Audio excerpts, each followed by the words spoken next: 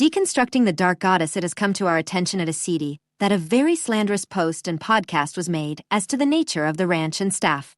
We often have guests that come with their people or following new to the scene that believe they are Mother Mary, Mary Magdalene, Jesus, Archangel Michael, the classics, or some other master saint or sage. Most have not done their own inner work and healing, projecting all their wounds and traumas on others, in this case the ranch and staff. It is becoming epidemic. The energies of the ranch have a way of bringing up anything that does not align with one's authentic self, exposing hidden agendas not aligned with their professed enlightenment. The drama comes next, projecting, blaming, attacking what is in truth their own reflection. To anyone awake, it looks like real bad acting. Only the ignorant and gullible fall for the charade. These people have not dealt with their shadow side, become overnight gurus lacking the foundation, tools necessary to heal unseen negative influences, often becoming influenced themselves. They almost never take personal responsibility, blaming others of what they themselves have done or are doing. Sadly, this is not our first rodeo, a very common experience where people come to the ranch believing they are superior, with massive spiritual egos. They project all their issues on the land, and the staff then post on Facebook how they cleaned up negative portals, cleared all the abused children and women, which in truth was a projection of their own child or relationship abuse. Claiming Mother Mary or Mary Magdalene as one's identity to elevate one's status is not really a good choice, considering the fact Mother Mary and the House of Mary has been with me since 5 years old after saving me from dying at the hospital. The House of Mary still plays a very active role at Acidi, with many appearances and spontaneous healings. This is all well established through 40 years of healing experiences, including photos taken by guests. Acidi historically has been run by women, as it is now always honoring the divine feminine. We have been very instrumental in exposing the child and sex trafficking rings since the 80s, which is why we are banned from Hollywood, now most film documentaries and major conferences, all of which are more about entertainment, having little to do with enlightenment or disclosure. They are threatened by the authentic. These wounded women who serve the dark goddess run head first into their own reflection and unhealed wounds and traumas when coming to Acidi, amplified by the Stargate.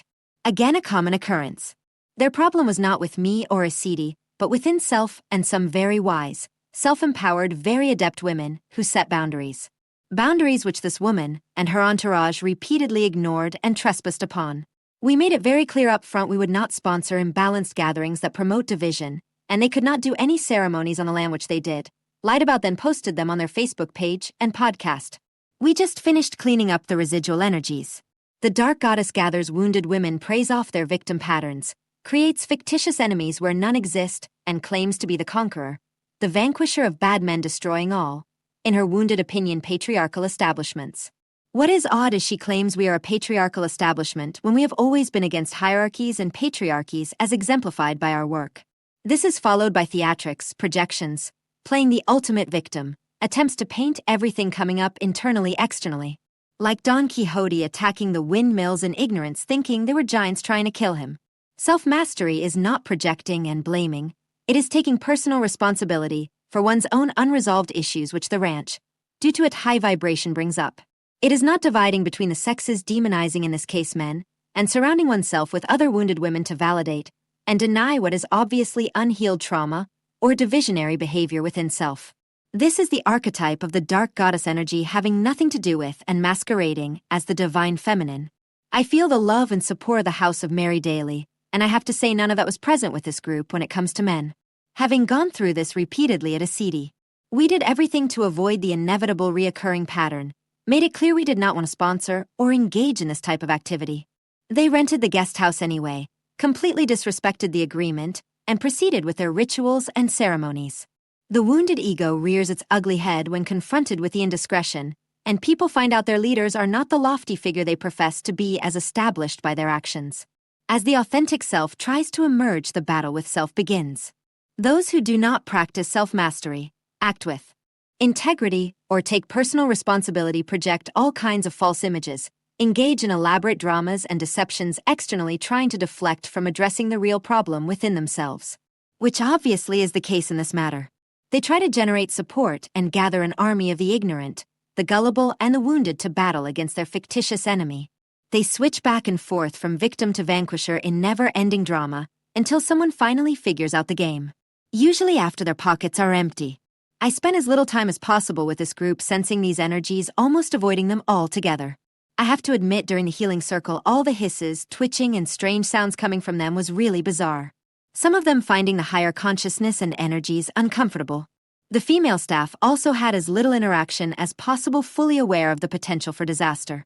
It never was an external battle in this case with men.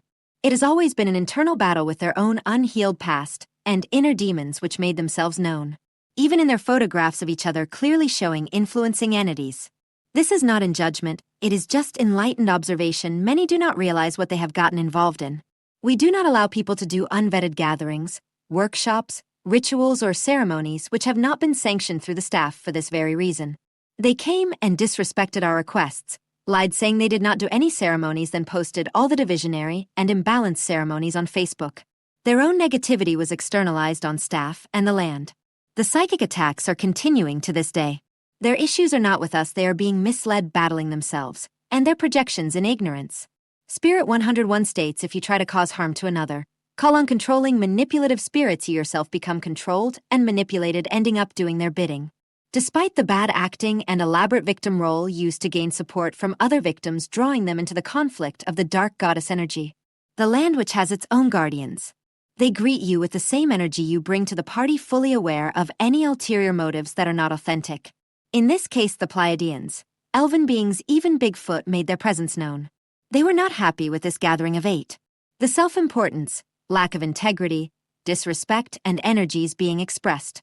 These women saw the guardians as a threat which was more like a loving warning.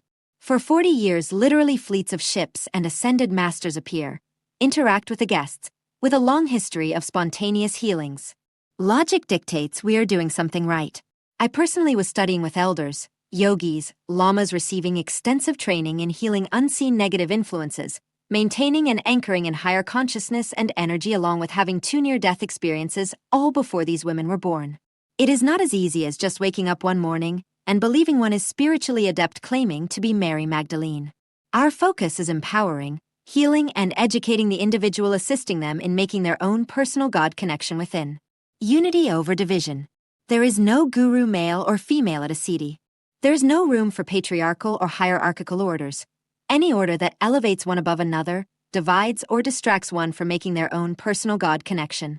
This deconstructs the programs of those who come with lofty identities and followers, preying on their gullibility and ignorance, reinforcing rather than healing victim patterns. When this happens, people have 2 choices. Project, blame, engage in ridiculous dramas, or take personal responsibility for what was reflected back to them. An opportunity to heal. Most have too much invested in their lofty, inauthentic identity, have wounds too deep to face, or do not want to lose their established followers or financial support by their followers to heal and make the transition into their authentic self. Just as they are feeding off of others, there are other unseen influences feeding off of them. This same event occurred at a siddhi, Hawaii, bearing all the same ear markers. After saving the 2 women we partnered up with from 2 evictions, they broke all verbal, all written agreements, conning a siddhi out of $1.5 million ranch. This was followed by demonizing a siddhi, spreading meritless gossip and rumors to justify their ungodly actions, making claims of moral and integrity-challenged actions that never happened, not looking at their own lack of morality and integrity. Nothing is hidden at a siddhi, Washington or Hawaii. The masks come down and all hidden agendas are revealed. When that happens, most drop into the wounded ego, project, blame, do everything possible to avoid the reflection. They try to discredit and destroy the mirror. Then the demons jump in and rear their ugly heads, making it impossible for any future interactions. My lesson has always been, do not be the savior, the rescuer which pulls me into these dramas. Try as I might, even completely removing myself from the unfolding drama makes no difference. These dramas are just looking for a place to happen. People come with agendas, and when those agendas are not met, their false personas are not supported, they become victims. Sadly, this pattern is replete within the spiritual and UFO/UAP, now the dolphin and whale community. One elevates themselves into a lofty identity, make false claims of being ascended or already in the 5th dimension, gather followers, mostly the ignorant, gullible, or wounded. They become dependent on the support, emotional or financial, of their followers. Their masks come down, exposing their real intentions or delusions, and they go on the attack of those who are authentic that can see behind the mask. My suggestion is, if you are not authentic, delusional, and are playing this game, steer clear of a siddhi where the masks come down and true motives and intentions are revealed. Healing and being authentic are first and foremost priorities at a city. Denial and inauthenticity are very short-lived.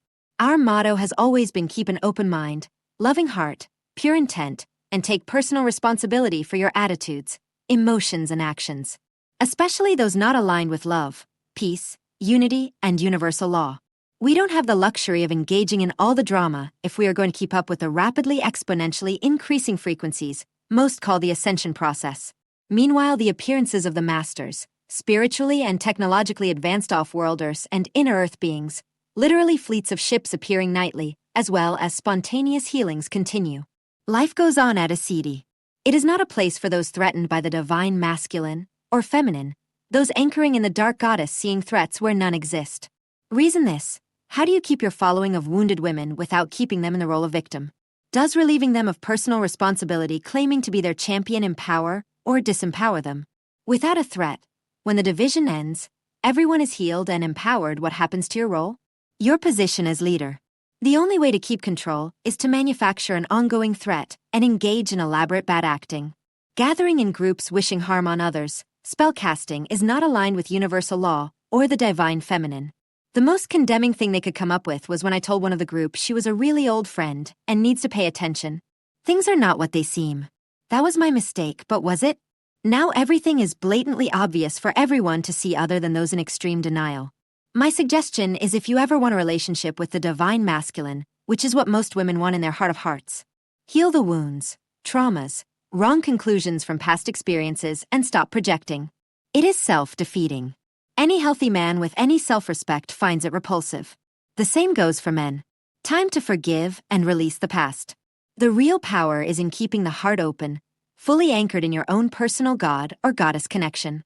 Setting boundaries only when necessary, not in fear but in self-love. Any harm wished on another always comes back to self, in this case 1,000-fold due to the higher frequencies. We often warn people be careful, you're going to hurt yourself. Yet few listen to embroiled in the wounded ego's battle and leadership role. It is universal law 101. Whatever you do to another always comes back to self. Amplified exponentially when attacking those truly establishing heaven on earth. My last thought on this is I wonder if Jesus is welcome in this all-women group as he was in the house of Mary. Is it competition, jealousy, envy, their own projections or some other force driving their actions? It is said a man's or woman's behavior establish their character. The negative feminine is no different than the negative masculine. Time to work in unity, coming together in healthy complementary unions as exemplified at a city. We know who we work for, which side of the fence we are on as established by our 40-year track record. There is no drive through drug or plant medicine path to enlightenment. A strong foundation needs to be established, especially when it comes to sensing and healing unseen negative influences that love to jump into the meat suit of the delusional, the arrogant, the wounded, and the ignorant. Just because you're dead does not mean you are enlightened. Just because you are an ET does not mean you are benevolent. Just because you take on the name of a master does not mean you are that master. Godspeed, sent on behalf of James Gilliland.